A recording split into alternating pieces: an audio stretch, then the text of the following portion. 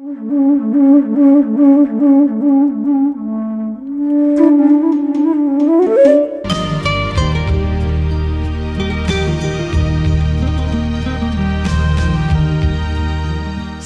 సింధు మేధో మథనానికి స్వాగతం.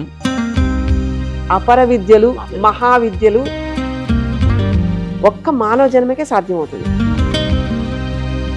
రాముడు రామతత్వం, కృష్ణుడు కృష్ణతత్వం, మనిషి మనిషి తత్వం. ఇంత మంత్రశాస్త్రం, తంత్రశాస్త్రం ఇవన్నీ ఉన్నప్పుడు మనం ఇంకెలా ఉండాలి? Ancient secrets in the modern world.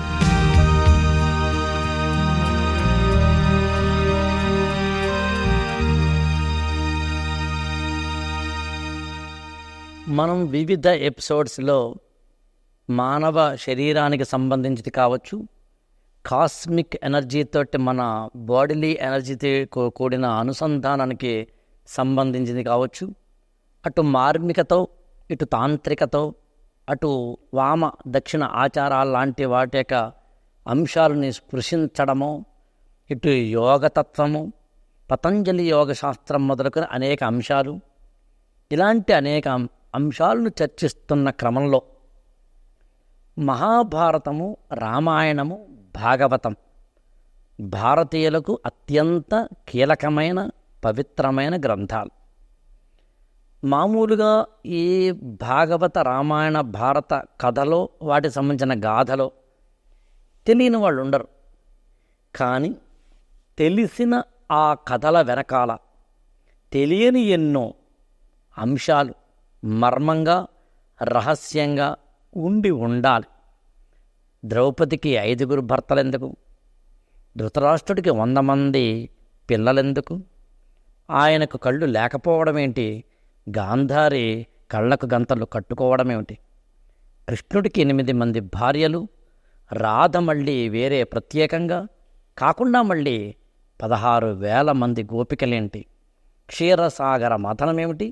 ఇలా అనేకమైన అంశాలని, అది రామాయణమో, మహాభారతమో, భాగవతమో తెలుసుకునే క్రమంలో అటు కొంత సైంటిఫిక్గా, కొంత స్పిరిచువల్గా ఈ రెండింటినీ తచ్చాడుతూ చెప్పే ఒక వ్యక్తితోటి మనం సంభాషిస్తే ఈ రహస్యాలు తెలుసుకునే అవకాశం ఉంటుందని గ్రహించి ఇదిగో మీ ముందుకి ఇలా వచ్చాను సత్య సింధూజ గారితోటి.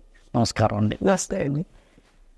నేను ఇంట్రడక్షన్లో చెప్పినట్టుగానే రామాయణము, మహాభారతము, భాగవతము గర్భవతిగా ఉన్న భార్యని అడవులకు పంపించిన రాముడై ఉండవచ్చు, తాటక సంహారానికి సంబంధించిన అంశంలో రాముడు తీసుకున్న ధీరోదాత్తత ఉండొచ్చు, 5 భర్తల్ని కలిగిన ద్రౌపది ఉండవచ్చు. మొత్తంగా ఒక రామాయణ, మహాభారత, భాగవతాలను మీరు ఎప్పుడైనా జస్ట్ అనుకున్నప్పుడు, మీ మైండ్కి ఎప్పుడైనా వచ్చినప్పుడు వీటి వెనకాల ఉన్న మార్మికతలు ఎప్పుడైనా మీరు అనుకోవడం కానీ వాటి మీద శోధించడం కానీ చేశారా? చేస్తే ఏంటవి? రాముడు రామతత్వం. రాముడు ఆచరించినది ఒక తత్వంలా కనుక చూసినట్లయితే రాముడు రామతత్వం, కృష్ణుడు కృష్ణతత్వం, మనిషి మనిషి తత్వం. ఎందుకంటే నరుడు నారాయణుడయ్యాడు ఈ తత్వం ద్వారా. ఇది ఇలా ఉండాలి, ఇది ఇలాగా చేస్తే మీకు మంచిది అని ఆచరించి చూపించిన తత్వాలు ఇవన్నీ. ఎప్పుడో ద్వాపర యుగంలో జరిగిన యుద్ధాన్ని చూస్తే మనకి కలియుగంలో ఈ టైంకి వచ్చేటప్పటికి రోజు మనలో కురుక్షేత్రం జరుగుతూ ఉంటుంది. ఆలోచనల యొక్క ఉరవడిలో ఏ కత్తి ఎటు వెళ్తుందో తెలియని నాలుకతో, పదాలతో ఇష్టం వచ్చినట్టు యుద్ధాలు చేసేస్తూ ఉంటాం మనకు కనిపించిన దాంతో. సో ఇంత కురుక్షేత్రంలో పద్మవ్యూహంతో ఉన్న వాళ్ళు ఎవరు? కృష్ణుడు ఎలా ఉంటాడు? పంచపాండవులు ఏంటి? వాళ్ళ స్థితి ఎలా ఉంటుంది? పంచపాండవులు మన పంచేంద్రియాలు, ఆలోచనలు కౌరవ సైన్యం. మనం నిలిపి చూస్తున్నవాడు, ఇదంతా తమాషాలా చూస్తున్నవాడు కృష్ణుడు. ఎందుకంటే కూడా ఉండి యుద్ధం చేస్తున్న దాంట్లోనే ఉంటూ చేయిస్తున్నవాడు. అంటే తెలుసుకోబడేలాంటి స్థితిలో ఆల్రెడీ జ్ఞానభూతంగా మనకి ఒక విచక్షణతోటి ఉండి చూపిస్తున్నవాడు. ఇంత యుద్ధం ఆలోచనలతోటి పొద్దు నుంచి రాత్రి వరకు జరుగుతూనే ఉంటుంది. కురుక్షేత్రం ఎక్కడో లేదు, మనలోనే ఉంది. ఇంత రావణాసురుడు 10 తలకాయలతో ఉండే ఒక అహంకారపూరితమైన లక్షణాలు కూడా మనకే ఉన్నాయి. ఎక్కడా కూడా అవి జరిగాయిట అనక్కర్లా. జరుగుతున్నాయి, మనతోనే ఇప్పటికి ఈ క్షణానికి కూడా మనతోనే ఉన్నాయి. పొద్దున ఇంట్లో పని వాళ్ళు రాకపోతేనే ఓ యుద్ధం జరిగిపోతుంది. అది కనిపించే ఇంట్లో కురుక్షేత్రం. ఏది చెయ్యాలో ఏది వద్దో తెలియక సతమతం అవుతున్న, బ్యాలెన్స్ చేయలేకపోతున్న భావాలకి ఎక్కడో ఒక్కడ ఒక రాట్రం ఉండాలి. రాట్రం అంటే ఒక కట్టుబాటు, ఒకటి దానికి అతికి ఉండడం. అది ఇల్లు అయితే మనం ఇంటి గర్భం అంటాము, శరీరం అయితే జీవుడు అంటాము.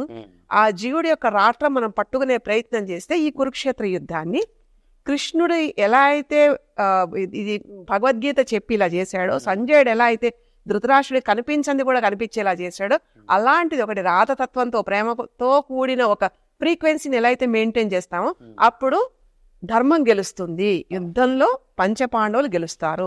పంచపాండవులు అంటే మీ ఉన్న 5 ఇంద్రియాలు సక్రమంగా నడవబడతాయి. దాంట్లో జీవుడిని కూర్చోబెడతారు తీసుకెళ్ళి. ఇంత కురుక్షేత్రంలో ఇన్ని ఆలోచనలలో మనకి 100% పనికిరానివే. 100% వీలైతే 150% కూడా చెప్పేసేయచ్చు. ఎందుకంటే ఆ టైంకి అది అవసరం లేదు. అవసరం లేని దానికి ఇంపార్టెన్స్ ఇవ్వడంతో ఆ ఇస్తుండడం వల్ల 3 జరుగుతున్నాయి ఇక్కడ. నీ time loss, energy loss and you are confused. ఈ 3 ఎప్పుడైతే జరుగుతున్నాయో ఫస్ట్ పడేది కాన్ఫిడెన్స్ లో అయిపోతుంది. అప్పుడు తెలియని తికమక స్థితిలో ఏది చెయ్యాలో తెలియక ఏదైనా చేసేయాలన్న దాంట్లో ఇప్పుడు ప్రస్తుతం యువత అని కాదు, ప్రతి వాళ్ళకి, పర్టికులర్ స్టూడెంట్స్, అతనే కురుక్షేత్ర సంగ్రామానికి ముందున్న అర్జునుడు. ఇలాంటి దాంట్లో దీనికి క్లైద్యం మాస్మగమ అని నాకు ఏమంటాడంటే వణుకు పుడుతోంది, చెమట పడుతోంది, నరాలన్నీ తెగిపోతున్నాయి, అవతల చూస్తేనేమో నా వాళ్లే యుద్ధం చెయ్యాలో లేదు మానాలో తెలియదు, యుద్ధం చేయమని ఓసారంటావు, వద్దని ఓసారంటావు, ఈ లాజిక్ ఇదంతా నాదే అంటావు, నువ్వు కష్టపడంటావు, రిజల్ట్ ఎక్స్పెక్ట్ చేయొద్దు, కర్మణ్యవాధికారస్తే మా పరేషు కాదరా అంటావు. ఇలాంటి ఇంత చూస్తూ జెండాపై కపిరాజులాగా మళ్ళీ ఆవేశం ఉంటూనే ఉంటాడు. మనం వచ్చింది ఆ జాతి నుంచి అదండి. అలా చూస్తూ ఉంటే యుద్ధం అనేది ఆటోమేటిక్ గా అది కావాలా వద్దా దాని పని చేసుకుని వెళ్ళిపోతుంది. కానీ ఎక్కడైతే మనం మన ఎనర్జీని పెడుతున్నామో, మన ఫోకస్ ని పెడుతున్నామో, మన టైం ని పెడుతున్నామో, నీకుండే ఇంతకాలం ఒక 100 సంవత్సరాల కాలంలో నీ జీవిత కాలంలో ఓ 70% వీటికే వెళ్ళిపోతుంది. వీటి వల్ల నువ్వు జయించాల్సింది, నేర్చుకోవాల్సింది దాని దగ్గర అడ్డుకట్టబడుతుంది. అంటే మన కాళ్ళకి మనమే సంకెళ్ళు వేసేసుకుని ఈ యుద్ధంలో ఉన్నామని ఏడుస్తూ, ఇంకొకళ్ళ వల్ల ఇలా అయిపోతున్నామని వాళ్ళ మీద బాధపడుతూ, నిందిస్తూ, ఏమీ చేయలేని స్థితిలో ఉంటున్నాం కదా నిస్సాయితంగా ఏడుస్తూ గడిపేయడంలో మనకి రిజల్ట్ పర్ఫెక్ట్ ఎలా వస్తుందండి? విజయం ఎలా వస్తుంది? విజయం వరించాలంటే దానికి ధైర్యం కావాలి. ప్రౌఢత్వంలో ఉన్న వాళ్ళు ఎలా ఉండాలి? చేసి చూపించాలి. వీరోచితంగా వీరబద్ధంగా ఉండే వాళ్ళు ఇప్పుడు ఆర్మీలో చూస్తాం మనం. అంటే ఇట్స్ ఎ ట్రైనింగ్. అలాంటి ట్రైనింగ్ ప్రతి వాళ్ళకి ప్రతి క్షణం, ప్రతి ఇళ్లలోనూ, ప్రతి ఏజ్ లోనూ, వయసుతో నిమిత్తం లేకుండా, జెండర్ తో సంబంధం లేకుండా ప్రతి వాళ్ళు ఇలాంటి యుద్ధం ఒకటి జరుగుతోంది, నేను ఇలా ఉండాలని అవ్వడమే. ఇలాంటి వాటికి షీల్డ్ ఎలా ఉండాలి? షీల్డ్ అంటే మన వ్యవస్థ. అంటే ఎలాంటి చదువుకోవాలి, ఎలాంటిది కావాలి, కుటుంబ వ్యవస్థ నీకేం నేర్పిస్తోంది, ఒక ఫ్రెండ్స్ సర్కిల్తో ఉన్నప్పుడు నువ్వే నేర్చుకుంటున్నావు, అండ్ పెద్దవాళ్ళతో కూర్చుంటున్నప్పుడు ఎలా ఉంటుంది, నీ ఉపాధ్యాయులను చెప్తున్నప్పుడు ఎలా ఉంటుంది, ఇవన్నీ సమ్మేళనంగా చేసుకుని వచ్చే సారం ఏదైతే ఉంటుందో ఆ సారం నీ weapon to fight with the thoughts. మీరు భలే మాట అన్నారండి, గురువుల నుంచి. ద్రోణాచార్యుడు కురు పాండవులు అందరికీ, కౌరవులకి పాండవులకి గురువు. ఆయన ఒకసారి ఏం చేస్తాడంటే అందరికీ చిన్నప్పుడు వీళ్ళందరూ అప్పటికి ఇంకా చిన్న డిష్యూలే తప్ప పెద్దవి లేవు. అంటే ఇంకా లక్క ఇంటికి పంపించడాలు ఇంకా రాలేదు ఎపిసోడ్స్ చిన్నప్పుడు. అలా ఉన్నప్పుడు ఆ రోజుల్లో ఇలాంటి ఏదో లైటింగ్లు, కలర్ లేకపోతే మనకు ఉండే ఏమీ లేవు కాబట్టి, కాంతి దీపాలు లేవు కాబట్టి ఓన్లీ చిన్న ఆపుదప్పు దీపాల్లోనే, అది కూడా గుహల్లోనూ చీకట్లోనూ. రాత్రి అయిన తర్వాత ప్రతి ఒక్క వ్యక్తి అన్నం తినే దగ్గర చిన్న దీపం పెట్టేవారు. ఎందుకంటే దీపపు కాంతిలో ఏది పప్పో ఏది ఉప్పో తెలిసేందుకు వీలుగా. ద్రోణాచార్యుడు ఒకసారి ఏం చేశారంటే అందరికీ ఈ దీపాలు లేకుండా అన్నం పెట్టమన్నారు. అన్నం పెట్టమన్నప్పుడు పెట్టారు, కానీ ఒక్క అర్జునుడు తప్ప మిగతా వాళ్ళందరూ ఏంది ఇది, మాకేమో అన్నం ఎలా పెడతావా గురు అని చెప్పి లేచి వెళ్ళిపోయారు కోపంతో. ఒక్క అర్జునుడు మాత్రమే నా గురువు ఇలా ఎందుకు ఈ రోజున దీపాలు లేకుండా అన్నం పెట్టాడు, ఇందులో ఏదో మర్మం, ఏదో రహస్యం, నాకు హోంవర్క్ ఎక్కిచ్చి ఉంటాడు మా గురువు అనుకుని అతను ఆ చీకట్లోనే అన్నం తిన్నాడు. తిన్న తర్వాత మామూలుగా మనకి అడాప్టబిలిటీ కన్ను ఒక చీకట్లోకి వెళ్ళినప్పుడు మొదటి 2-3 సెకండ్ల పాటు అడాప్టబిలిటీకి తర్వాత అప్పుడు అతను అనుకున్నాడట, ఇలా చీకటిలో కూడా విలువిద్య బాణాలని వేసే ఒకానొక ఏదైనా కోర్సు నా గురువు నేర్పడానికి సిద్ధంగా ఉన్నాడేమో అనుకుని గురువు దగ్గరికి వెళ్ళి అడుగుతాడు, ద్రోణాచార్య ఏంటి నాకు ఇది అంటే అప్పుడు చెప్తాడు, చూసావా యూ హ్యావ్ రియలైజ్డ్, నేర్చుకోవడానికి సిద్ధంగా ఉన్నామని అర్థం, నీకు ఇప్పుడు తత్వం బోధపడింది. ఫస్ట్ ఇయర్లో బీటెక్లో ఉన్నవాడికి ఏం తెలియదు, 4th ఇయర్లో ఉన్నవాడు తెలుస్తుంది క్యాంపస్ రిక్రూట్మెంట్ ఎలా ఉంటుంది. ఇతను రెడీ అయ్యింది. అప్పుడు నేర్పిన విద్య పేరు తమరస విద్య, అంటే చీకటిలో కూడా బాణాలు వేయగలిగిన ఒకానొక విద్య. అది కురుక్షేత్ర సంగ్రామంలో 14వ రోజున సాయంత్రం 4 అయ్యేసరికి మొత్తం మేఘాలన్నింటినీ కూడా కప్పేసి సూర్యుడు లోపలికి వెళ్ళిపోయి చీకటి మాత్రమే కప్పేసిన ఒకానొక కృత్రిమమైన చీకటిని సృష్టించిన రోజున ఒకే ఒక్కడు బాణం వేసి శత్రు సైన్యాన్ని సమూలంగా నిర్మూలన చేయాడు. ఆయన పేరు అర్జునుడు. అంటే మీరు గురువు అంటే గుర్తొచ్చింది. గురువు ఎప్పుడూ కూడా శిష్యుడికి నేర్పే ముందు పరీక్ష పెడతాడు. దేవుడైనా అంతే, జీవుడికి ముందు శిక్ష వెయ్యడు, శిక్షణ ఇస్తాడు.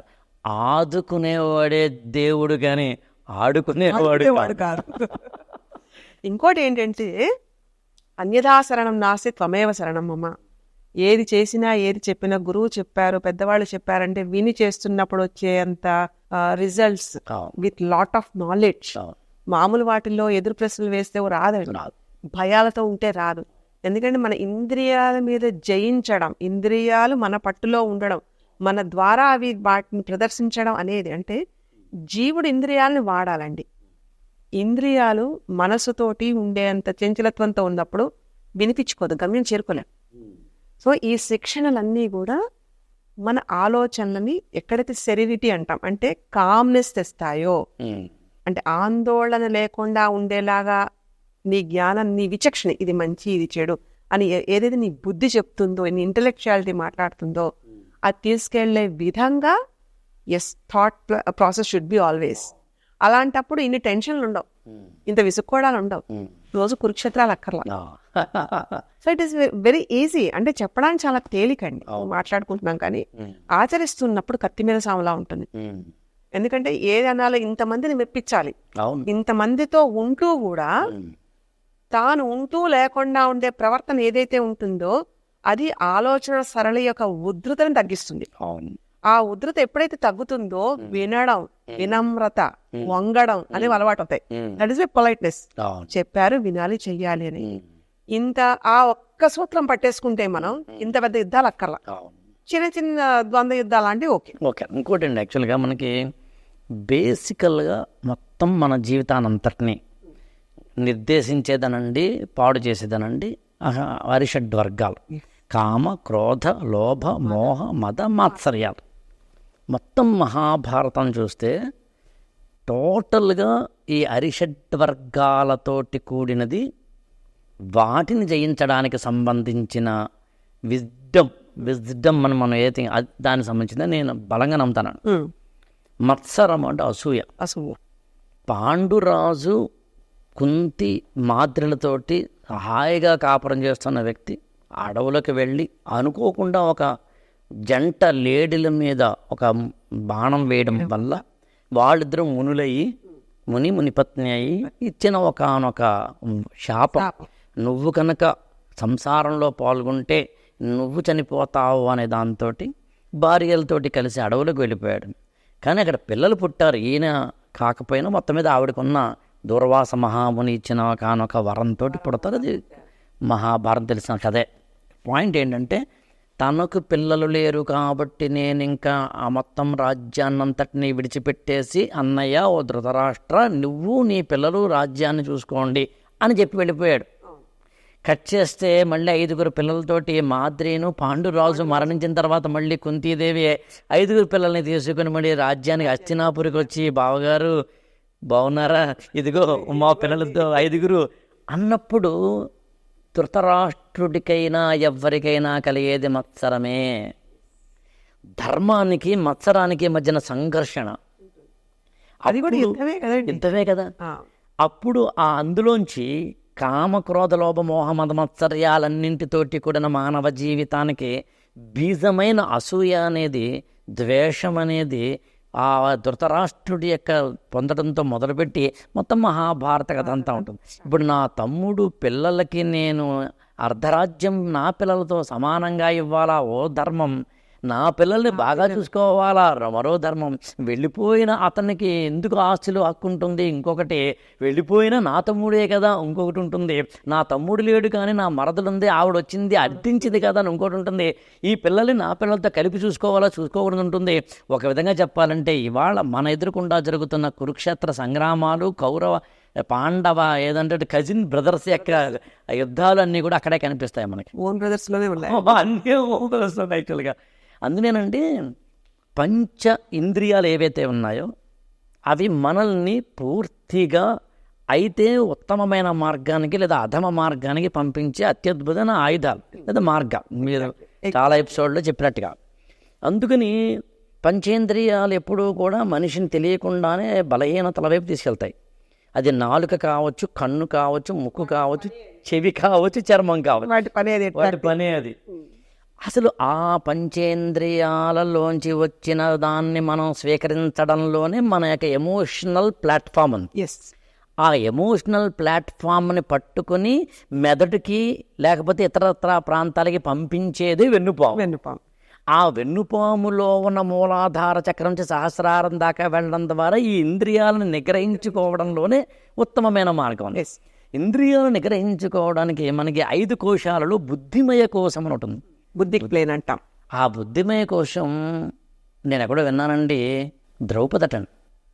ఎలాగంటే 5 ఇంద్రియాలని పట్టుకుని నిలబెట్టేది వీటిని. ఇవి తప్పు చేస్తే అందునే మనం ఏదైనా ఇక్కడ ఏదైనా వస్తువు ఉంది, నొక్కేసాం. మనం నొక్కేస్తే మన చెయ్యి తప్పు చేసింది, కన్ను తప్పు చేసింది. కానీ శిక్షని ఎవరికి వేస్తామంటే బుద్ధికి వేస్తాం. ఎరా బుద్ధి లేదా క్యాజువల్గా అంటాం. అందుకని పాండవులు చేసిన తప్పులకి ద్రౌపదికి ఎందుకు శిక్ష విధించబడిందంటే తద్వారా బుద్ధిని కనుక కంట్రోల్ చేసుకోవడం, బుద్ధిని కనుక ఒక విపස්සన యోగంతో దాన్ని తీయగలిగితే అప్పుడు ఇంద్రియ నిగ్రహం కలుగుతుంది అని చెప్పడం కోసం.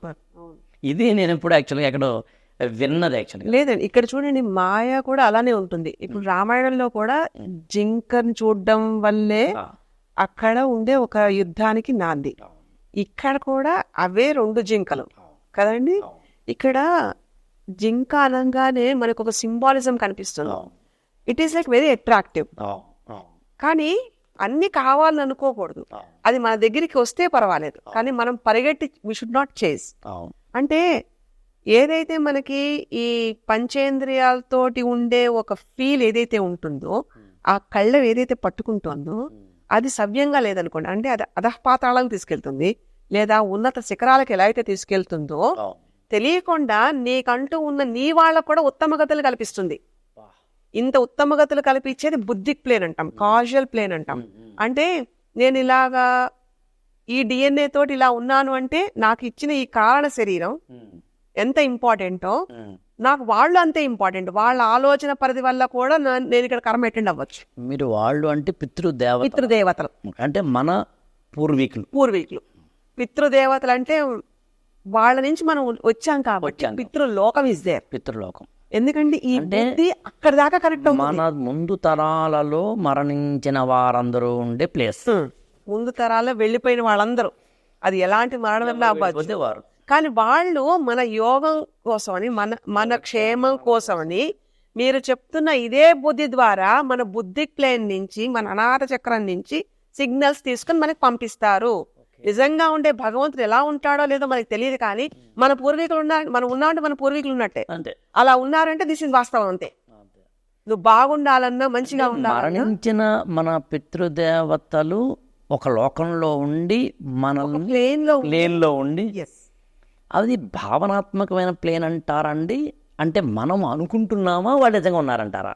నిజంగా ఉండబట్టే ఇప్పుడు ఇలాంటి ఉండే ఒక విద్యలన్నిటికీ సాకార రూపంలో సైంటిఫిక్ ప్రూఫ్ చేయడానికి ఎన్నో కేసెస్ ఉన్నాయి. ఓకే. అంటే ఇక్కడ ఫిజికల్ గా చూసుకున్నాం అనుకోండి, మనకి చిన్న చిన్న దెబ్బలైతే శరీరం తగ్గించేసుకుంటుంది.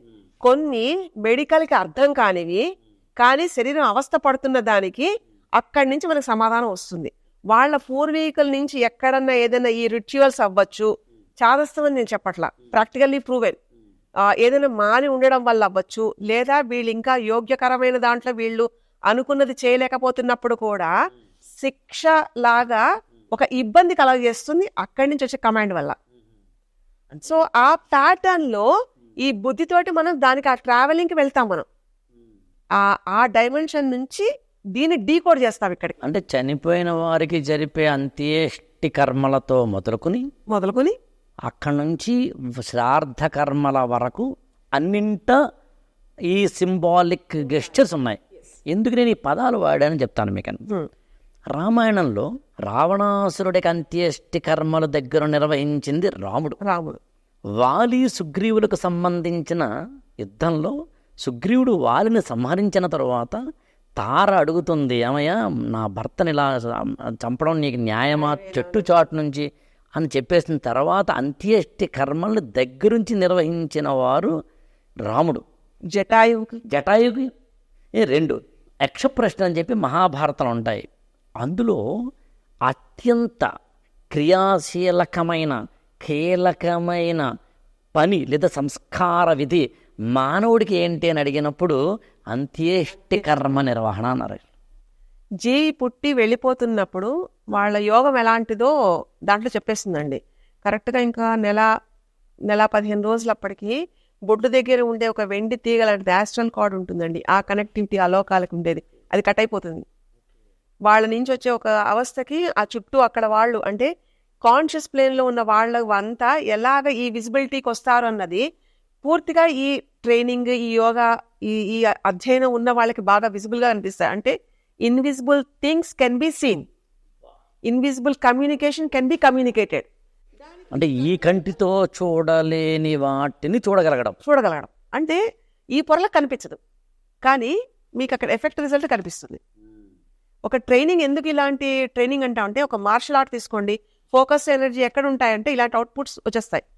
When you focus something out of 12 minutes, 1 నిమిషం మనకి అది అసలు అంటే ఒక స్థాయిలో ఉంటుంది మైండ్, ఏ ఆలోచన లేకుండా. అలాంటప్పుడు ఈ విజిబిలిటీ, ఈ ఫ్రీక్వెన్సీ ఆఫ్ లైక్ ప్లేన్స్కి వెళ్ళిపోతాం. అలా వెళ్తున్నప్పుడు వాళ్ళకి సంబంధించిన వాళ్ళందరూ వస్తారు, ఆ లింక్స్ ఉంటాయి. అంటే మీరొక్కళ్ళు కాదు, మీ వెనకాల తరాలు ఏంటి అన్నది అంతే. ఎందుకంటే శుభకార్యం చేసామనుకోండి, పెళ్లి చేసామనుకోండి, అటు తరాలు చూడాలి, ఇటు తరాలు చూడాలి అంటే ఇలాంటి విద్యలున్న తరాలు చూడాలని అర్థం, అంతే తప్ప ఇలా ఆస్తులున్న వాళ్ళనేది కాదండి. ఇలాంటి అంటే ఈ విద్య ఎన్ని ఆస్తుల కన్నా అతీతంగా ఉండేది. ప్రవర అంటాం. ఈ కండిషన్ లో ఉంటున్న వాళ్ళకి ఎలాంటిది డీకోడ్ చేయాలని ఈజీ ఉంటుంది. అంటే it is one of the secrets in the universe through the human body వేరే అదర్ కాన్షియస్ ప్లేన్స్ కి ఎలా ట్రావెల్ చేయడం అన్నది. ఇది కేవలం బుద్ధిక్ ప్లేన్ నుంచి, బుద్ధి కంట్రోల్లో ఇంద్రియాలని కంట్రోల్ చేయడమే కాదండి, దానికి కూడా తీసుకెళ్ళగలుగుతుంది. అంత అద్భుతమైన శక్తి మన దాంట్లో ఉంది, మన శరీరంలో ఉంది. ఇలాంటివి చేస్తున్నప్పుడు రీసెర్చ్ లో మనది మెడికల్ కేసెస్ చూస్తామండి. కొన్ని వాటికి ఆటిజం ఉంటుంది, ఎందుకుంటారో తెలియదు పిల్లలు అలాగా. బట్ డాక్టర్స్ తెలిసే అంత పర్ఫెక్ట్ గానే ఉంది, ఎందుకు అలా ఉంటున్నారో దే డోంట్ నో. కొన్ని సమాధానాలు లేని ప్రశ్నకి వాళ్ళ పితృలోకాల నుంచి మనం క్లియర్ చేయొచ్చు. దట్ ఈస్ వాట్ ఇక్కడ మనం చేసే చక్రసిద్ధిలో ఇలాంటి రీసెర్చ్ అన్ని చేస్తాం. ఈ డీకోడ్ చేయడం వల్ల ఇక్కడ కుటుంబం వాళ్ళు ఉండే వ్యవస్థ అంతా కూడా, అంటే ఆ వ్యక్తి యొక్క చుట్టూతా ఉండే వాళ్ళంతా సుఖంగా ఉంటారు, వాళ్ళకి వీళ్ళ వల్ల ఉత్తమ గతులు కలుగుతాయి. హిందూ రిలీజియన్ ట్రెడిషన్ వెనకాల ఇంత పటిష్టంగా ఉండేది. అరే బాబు, నువ్వు ఉండడమే కాదు, నీ వల్ల వాళ్ళు ఉద్ధరింపబడాలి, నీ నెక్స్ట్ వాళ్ళకి ఇది అలవాటు చేయాలి నువ్వు. అందుకని నువ్వు మీడియేటర్ గా ఉంటున్నప్పుడు you should be like with a casual body. Physical body తోటి nothing can be done. Physical body is only for manifestation. నీ బుద్ధి ప్లేన్ నుంచి వస్తున్న కమాండ్స్ అన్నిటిని you have to like constructively you have to learn. ఆ నేర్చుకుంటున్నప్పుడు అది యోగ విద్య పరంపర అవ్వచ్చు, లేదా నువ్వు ఉండే విధి విధానాలు అవ్వచ్చు, దానికి కనెక్ట్ అయ్యి దీన్ని వాడు. Ancient secrets in the modern world. Very simple example అండి. మనకి సిపి చూస్తాం, సెరిబ్రల్ పాలసీ అంటాం. అది ఎందుకు వస్తుందో తెలియదు. మరి అంతా మెడికల్గా బాగానే ఉంటారు, అంతా బాగానే ఉంటుందండి. కానీ ఎక్కడో ముందు తరాల్లో ఎక్కడైనా ఏదైనా బ్రేక్ డౌన్ అయినా, ఎక్కడైనా చెయ్యకపోయినా ఆ ఎఫెక్ట్ ఇక్కడ కొడుతుంది. It's proven. అంటే అంతకు ముందు తరాల్లో ఉన్నవారు ఏదైనా దోషం చేయడం వల్ల అంటారా? దోషం అవ్వచ్చు, జరగాల్సిన రిచువల్స్ జరగకపోయి ఉండొచ్చు, అక్కడప్పుడు వాతావరణంలో వాళ్ళు చేద్దామనుకున్నది చేయలేకపోవడం వల్ల వాళ్ళు అక్కడ ఊర్ధ్వలోకాలకి వెళ్లే ఒక ప్రయాణం ఒకటి ఉంటుంది. అక్కడ బ్రేక్ వచ్చిందంటే ఇక్కడ వీడికి ఇబ్బంది వస్తుంది. ఇక్కడ ఇబ్బంది క్లియర్ చేస్తే వాడు అక్కడ రూట్ క్లియర్ అవుతుంది. గరుడ పురాణం మొత్తం ఇదే చెప్తుంది. జీవి యాత్ర అంటే సోల్ ఆఫ్టర్ డెత్.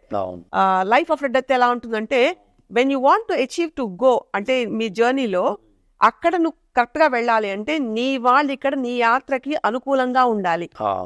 ఆ అనుకూలంగా అంటే ఇక్కడ మన లైఫ్ అంటే మన ఫిజికల్ లైఫ్ ఒక్కటే కాదు, ఇక్కడ మన తట్టి లేపే ఒకటి ఏంటంటే, నా పూర్వీకులకు కూడా నేను కరెక్ట్ గా ఉంటేనే వాళ్ళు బాగుంటారు. అట్ ద సేమ్ టైం నాకు ఇబ్బంది వచ్చినా వాళ్ళ ద్వారా ఈ రెండింటికి ఒక లింక్ ఉంటుందండి. పంచభూతాల సాక్షిగా మనకి ఏవైతే జరగలేకపోతున్నామో, ఎందుకంటే ఒక ఇంపాసిబుల్ టాస్క్ ని పాసిబుల్ చేసేంత వీలు ఒక అతీతమైన శక్తి తప్ప రెండోది లేదండి. దేవుళ్ళది కూడా త్రూ దిస్ పితృలోకాల నుంచే, పిత్రీస్ నుంచే వస్తుందండి ఈ కమాండ్. ఇంత వెళ్తున్నప్పుడు లైఫ్ బాగోకుండా ఎలా ఉంటుంది?